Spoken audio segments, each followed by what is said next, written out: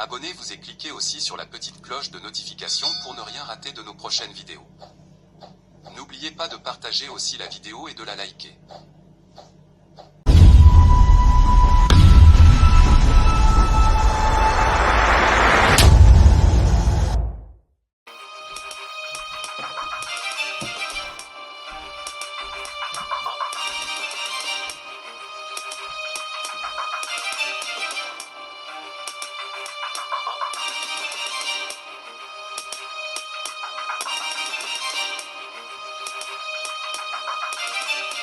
Encore des morts sur le fleuve Congo dans la province de l'Équateur. Un nouveau naufrage s'est produit la nuit du 5 au 6 janvier. Deux embarcations sont entrées en collision à 30 km d'Mbandaka.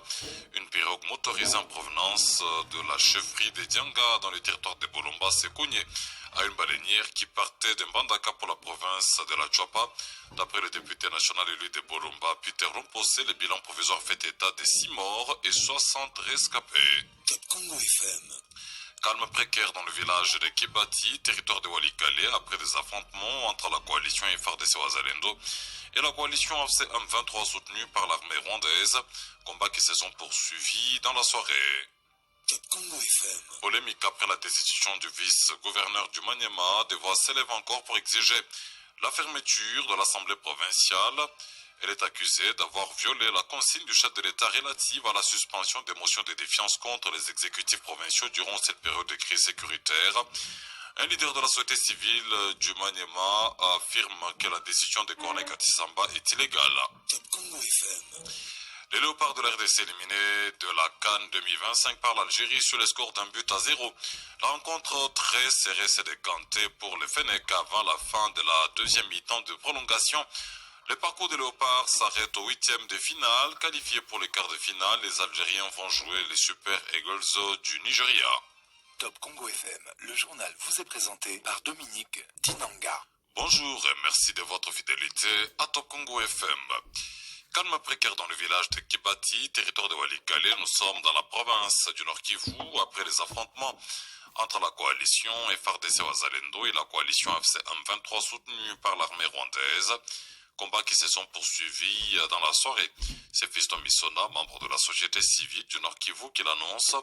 Il précise que les insurgés tentent de conquérir les positions occupées par les forces loyalistes. On écoute. Dans la cité ou village de Kibati, il y a eu des affrontements entre le VDP, le Wazalem, et le élément du 23. Et cela s'est passé ce lundi depuis 3h du matin jusqu'à 18h. Et c'est une situation que nous déplorons, du fait que les 23 continuent à forcer le gouvernement congolais d'ADP. Et voilà donc pourquoi, en tant que société civile, nous déplorons cela. En dehors de cela, ils avaient tenté encore une fois de plus d'attaquer 3 positions. Le Wazalem sur l'axe Katoï, Mourimba, mais également sur l'axe de Lipé. L'objectif de l'ennemi, c'est qu'en voulant sortir de Kibati, l'objectif de l'ennemi voudrait justement s'accaparer d'autres localités, et qui malheureusement, les tentatives qui continuent à être en échec, et que nous encourageons le jeune VDP aussi, donc les Ouazalendou, et y compris aussi les FARDC. Nous voudrions que quand même le gouvernement congolais puisse faire tout pour que toutes les zones-là soient libérées. Ils cherchent chaque fois à déborder, à chercher le pouvoir dans l'objectif justement de conquérir d'autres cités dans les territoires. C'est une situation que nous dénonçons auprès de la communauté nationale et internationale. Le respect de Doha, mais également de Washington, continue à être manifesté par les sabotages, mais aussi les boycotts bien 23 par rapport au processus de la paix et de la sécurité à l'est de la République démocratique du Congo. On va poursuivre l'actualité avec ces affrontements signalés mardi au centre commercial des Rugezi à Fizi. Dans la province du Sud Kivu, les forces armées de la RDC soutenues par les combattants Wazalendo veulent récupérer les localités occupées par les groupes armés Red Tabara et Tuganeo. D'après l'administrateur du territoire, Sami Kalonji, ces affrontements ont provoqué un déplacement massif de populations qui vivent le long de la RN5. Et face à la dégradation de la situation humanitaire, l'administrateur appelle à la mobilisation du gouvernement et des organisations humanitaires afin d'apporter une assistance aux nombreux déplacés internes qui ont fui les zones en proie à l'insécurité. On écoute Sami Kalonji au téléphone de Fabien Kambizi. Dans les hauts plateaux où il y a un front avec le Retabara et l'Engomino, et nous avons sur la RN5 dans le village de Makobola et un front aussi avec le rebelle du M23. Les territoires de Fizi déplorent une situation humanitaire dramatique de tous ces déplacés qui sont venus de différents horizons, notamment ceux venus du territoire voisin d'Ouvira et ceux du territoire de Fizi et qui se sont concentrés sur 4 axes. Nous avons le placement de la population qui sont dans le village Kananda, dans le village Bukera Kasonge, et dans le village Kichula, dans le village Kasakwa, qui sont si très nombreux dans des familles d'accueil. Nous lançons un appel au gouvernement provincial, au gouvernement national, de pouvoir intervenir, afin d'apporter une assistance à ces déplacés internes. La communauté des humanitaires doit se mobiliser de son côté pour pouvoir apporter assistance en vivre et non-vivre et des abris. Et puis, reporté inédit, en décembre dernier, les préparatifs s'accélèrent pour la tenue de la 13e conférence des gouverneurs des provinces. Une nouvelle équipe d'évaluation est arrivée mardi au chef-lieu du Kwilu. Il est question de faire l'état des lieux de l'avancement des travaux en cours. Il est hors de question d'une annulation. Les assises auront bel et bien lieu dans le Kwilu. C'est la confirmation du secrétaire permanent de la conférence des gouverneurs. Des sites touristiques seront également identifiés et appuyés pour accueillir les assises. Mais sur les différents chantiers, les travaux sont loin d'être terminés. Jonathan Messa. De préparatifs reprennent des plus belles. Les délégations se succèdent à nouveau. En seul mot, des assurances quant à la tenue de la 13e session de la conférence des gouverneurs au Kwilu. C'est le cas du secrétaire permanent de la conférence, Jean-Rigobert Chimanga. Vous aviez perdu l'espoir, pourquoi? Parce que vous n'êtes pas capable d'accueillir le chef de l'État. Le chef de l'État a décidé de venir, il viendra. Soyez-en rassurés. La délégation va également cibler les sites touristiques. Une nouvelle annoncée par le conseiller du ministre du Tourisme, Isaac Junior Kipoulou. On est venu juste se mettre un peu en confiance de ce qui est en train d'être fait et voir évidemment quelques sites touristiques qui existent ici, emblématiques bien sûr. À cet effet, on va devoir faire le rapport à l'hierarchie. Faudra-t-il s'attendre à un appui? Bon, il n'y a pas moyen de dire totalement, mais partiellement, il y aura peut-être un petit appui pour voir en quelle mesure ça sera faisable en quelque sorte. Sur le terrain, la situation semble peu reluisante. Si la construction des caniveaux se poursuit encore, une petite couche de latérite est jetée sur l'avenue Kwango. À l'aéroport, la régie des voies aériennes a résilié le contrat avec l'office des routes. Les travaux sont suspendus depuis le 10 décembre 2025. Avec les 30% des financements reçus, le taux d'exécution est estimé à 23% à Bandundu et 15% à Kikwit. De nouvelles études ont été menées par l'Agence congolaise des grands travaux et une nouvelle entreprise est attendue pour moderniser les 2 sites aéroportuaires. Pour le chapiteau, tous les matériaux sont acquis, mais rien n'est encore installé. La société exécutante reprend à peine ses activités après une pause pour les festivités. Bandundu, Jonathan Messa, Top Congo FM. Encore des morts sur le fleuve Congo, dans la province de l'Équateur, un nouveau naufrage s'est produit. La nuit du 5 au 6 janvier, 2 embarcations sont entrées en collision à 30 km d'Mbandaka. Une pirogue motorisée en provenance de la chefferie de Dianga, dans le territoire de Bolomba, s'est cognée à une baleinière qui partait d'Mbandaka pour la province de la Chuapa. D'après le député national élu de Bolomba, Peter Lompose, le bilan provisoire fait état de 6 morts, 60 rescapés et plusieurs disparus, ainsi que la perte de toute la marchandise. Cet élu dénonce la récurrence des naufrages. Les élus de l'Équateur invitent le gouvernement central à doter cette province d'embarcations pour faciliter les déplacements des populations en toute sécurité. On écoute Peter Lompose au micro de Mamichela. Selon les informations à notre possession, il y a 6 morts, 60 rescapés et beaucoup de disparus, ainsi que tous les biens matériels sont emportés dans l'eau. Madame, c'est trop à l'Équateur. Récemment, ici, la province de l'Équateur avait connu un naufrage de la baleinière, a connu toujours perte de vies humaines, perte de matériel, des biens des gens. Nous avons interpellé le gouvernement central d'abord pour intervenir. Jusque-là, aucune assistance de l'autorité nationale.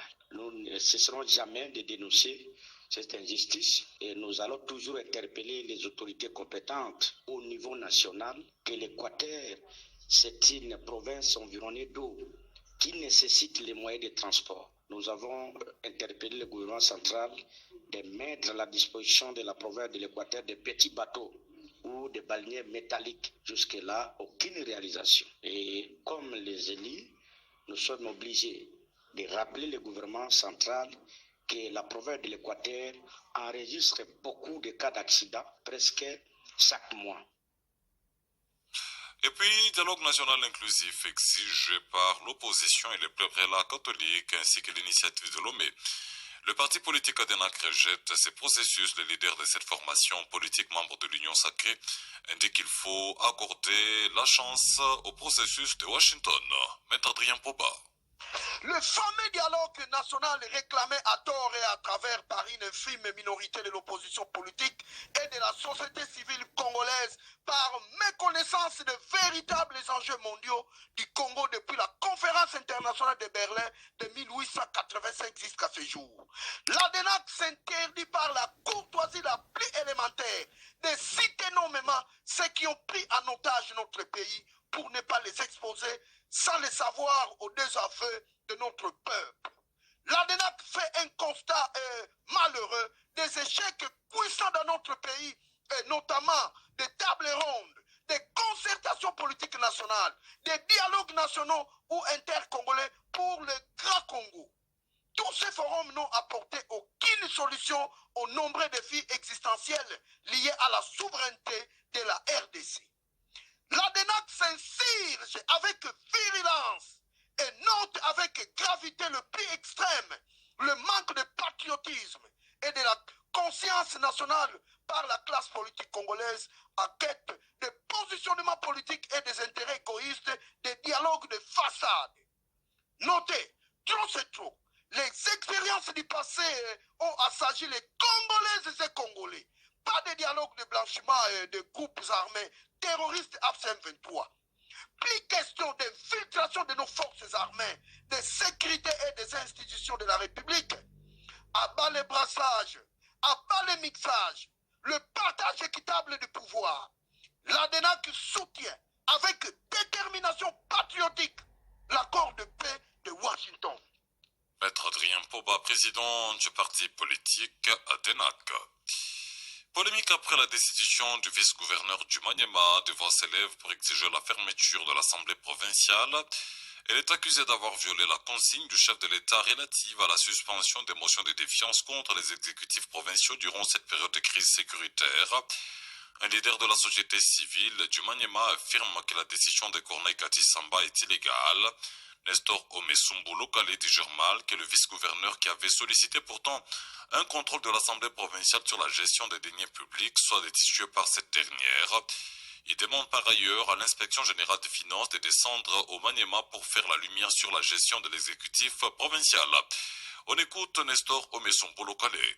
Comment l'Assemblée provinciale, quelqu'un qui vient vous dire que non, venez nous contrôler. Celui qui travaille avec le gouverneur, qui vient vous dire que non, venez nous contrôler parce qu'il y a un ça ne va pas. Mais celui qui est sanctionné. On a accompli tout ce qu'on a préparé pour le vice-gouverneur que non, il a étalé les secrets de leur détournement. C'est l'Assemblée provinciale qui a voulu protéger les gouverneurs parce que c'est un complot.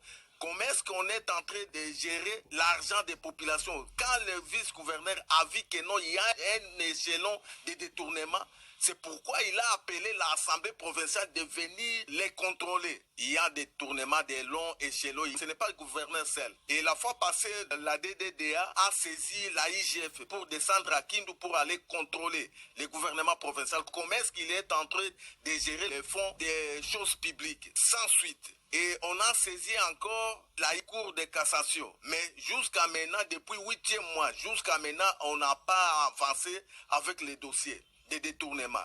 Heureusement, le vice-gouverneur a dénoncé encore. C'est pourquoi nous demandons à son Excellence, Monsieur le Président de la République, de fermer l'Assemblée provinciale du Maniema. Parce que des choses qu'on a vues dans la province du Maniema, on n'a jamais vu ça. Le chef de l'État a instruit à VPM de l'intérieur que non, il faut garantir les institutions, mais elles sont sautées le premier pour déstabiliser les institutions en chassant le vice-gouverneur, le ministre des Finances, un professeur de l'économie qui ne sait pas différencier les fonds et les frais. Nestor Omesumbu.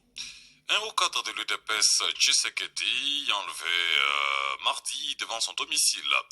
Norbert Yamba, également directeur de cabinet de l'ancien vice-premier ministre, ministre de l'Intérieur Peter Kazadi, a été pris de force devant sa résidence par des hommes se présentant comme des agents de sécurité. D'après les témoignages de son fils, Norbert Yamba était sur le point de se rendre à son rendez-vous médical lorsque sa voiture a été intercalée par 2 jeeps pour sortir de sa maison, puis amenée vers une destination inconnue. Maître Peter Yamba précise que son père n'est pas en bonne santé et la famille n'a jusqu'ici aucune nouvelle de l'endroit où il serait détenu. On l'écoute au micro de Myriam Iraghi.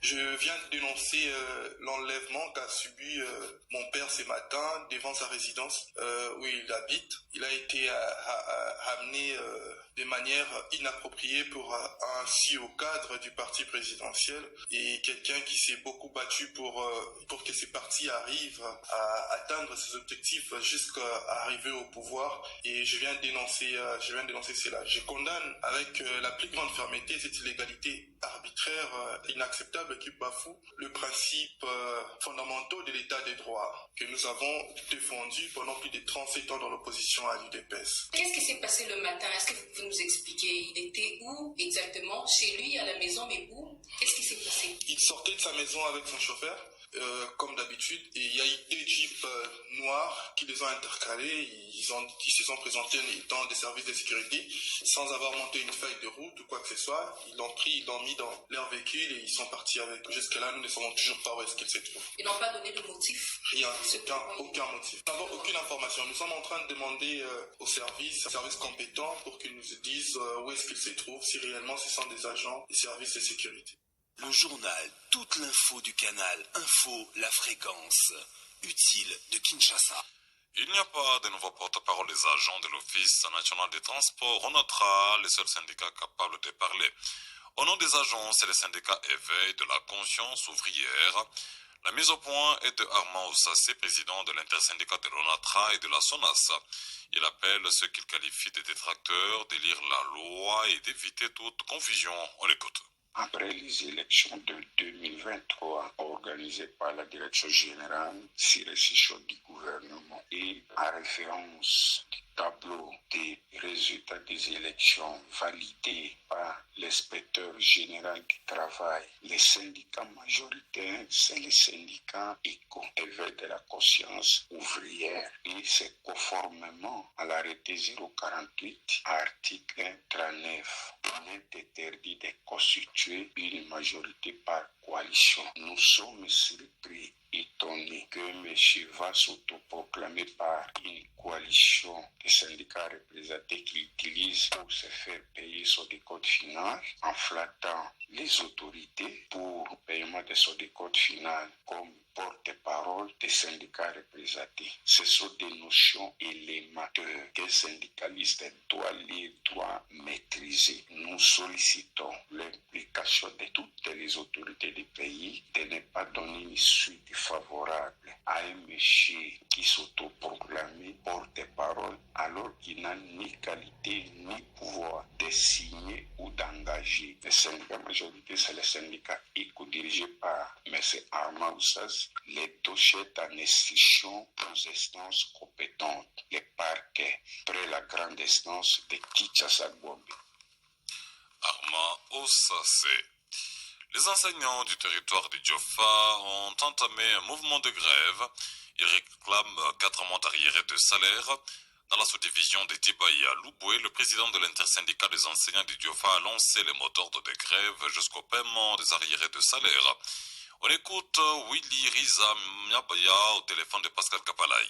À l'issue de l'Assemblée générale extraordinaire tenue ce 6 janvier 2026 dans l'église Jérusalem, réunissant tous les enseignants de la sous-division de Diba à Louboué, considérant les déclarations du ministre des tutelles du 4 janvier 2026 d'avoir épuisé tous les arriérés de salaire des enseignants aux banques payeuses, entendu que les promesses tenues par nos autorités et certains fils du terroir en rapport avec le paiement des arriérés avant les festivités du 25 décembre 2025 au 1er janvier 2026 se sont voués à l'échec. Considérant les conditions de précarité que traversent les enseignants du territoire d'Idiof en général et de la sous-division de Diba-Louboué en particulier, attendu que les salaires du mois d'octobre disposés par le gouvernement à la banque Afriland ne fait aucun écho pendant que le mois de novembre est payé par la banque Equity Bank, attendu que toutes les voies de revendication n'ont abouti à aucune solution satisfaisante, il a été décidé unanimement un boycott de la rentrée des cours de ce 6 janvier 2026 jusqu'à ce que les salaires du mois d'octobre sera payé. On va poursuivre l'actualité avec ces romans qui mettent en valeur les qualités et valeurs de la femme. Femme éléphant, c'est les titres de ces romans avec ces 188 pages divisées en 20 chapitres écrits par Dr Daniel Manas Kos, baptisé par le rapporteur de l'Assemblée nationale. Ces romans célèbrent la femme comme beauté, force et sagesse africaine. On écoute l'auteur du roman, Daniel Manas Kos. J'ai voulu raconter une histoire qui traverse le temps, qui parle de douleur, mais surtout des résistances, d'identité et d'espérance. Ce roman est un hommage aux femmes. Communément ici, on appelle les femmes fortes, les femmes qui portent le poids de l'histoire, sans jamais renoncer à leur humanité. Écrire Femme éléphant parfois a été un combat intérieur pour moi, personnellement. Il a fallu accepter de déranger, de questionner, de remuer des vérités que l'on préfère souvent taire. Mais j'ai appris une chose essentielle et une vérité littéraire. La littérature n'est pas faite pour endormir les consciences, elle est faite pour les réveiller. Je tiens personnellement et chaleureusement à remercier tous ceux qui ont cru en ces projets, ma famille pour sa patience et son soutien, mes amis et collaborateurs pour leur encouragement constant. Dans le reste de l'actualité, les finalistes des humanités ont reçu des instructions claires de l'inspecteur général de l'éducation nationale et nouvelle citoyenneté sur les préparatifs de la passation de l'examen d'État édition 2026. Hubert Kibonza a tour à tour échangé avec les finalistes du complexe scolaire Nyota et du collège Frère Alingwa.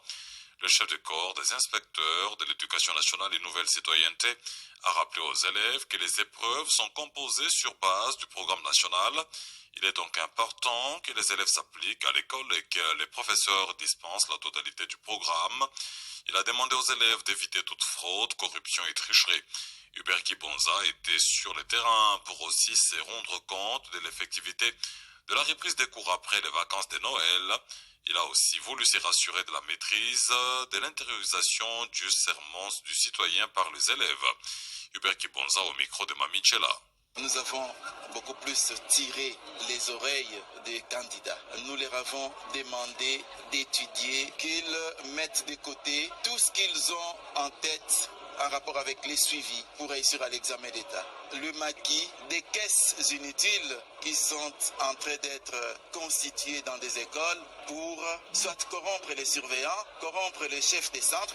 Certains élèves ont voulu savoir si dans une salle de passation, on nous demande de l'argent par un surveillant, qu'est-ce que nous allons faire? Je leur ai dit d'être des bons citoyens et même dénoncer tous ces gens-là. Le lendemain, nous prenons des mesures pour le faire partir du centre et on verra même selon la gravité des faits, si c'est un inspecteur, le radier du corps. Si c'est un agent, le suspendre ou le faire partir même du corps d'agents d'appoint de l'inspection. Quelquefois, ce sont d'autres personnes qui ne sont pas de l'inspection qui viennent perturber l'ordre. Si nous ne sommes pas en mesure de les sanctionner administrativement, nous serons obligés de les traduire en justice. Parce que nous voulons maintenant une autre nation, une autre RDC. Et pour la reprise, cette fois-ci, nous avons voulu beaucoup plus sillonner et vérifier si les enfants sont en train d'intérioriser le serment du citoyen.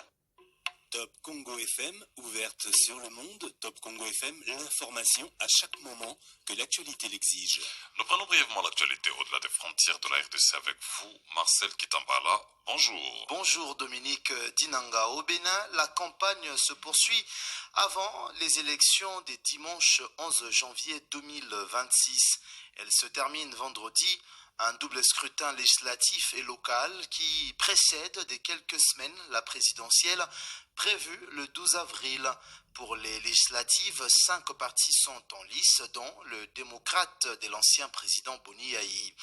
Au Mali, le renforcement des escortes militaires et notamment l'appui aérien fourni par l'Afrique Corps Russie qui suppléait l'armée a permis de limiter les effets de l'embargo sur les importations des carburants décrété début septembre par les djihadistes du Djinim.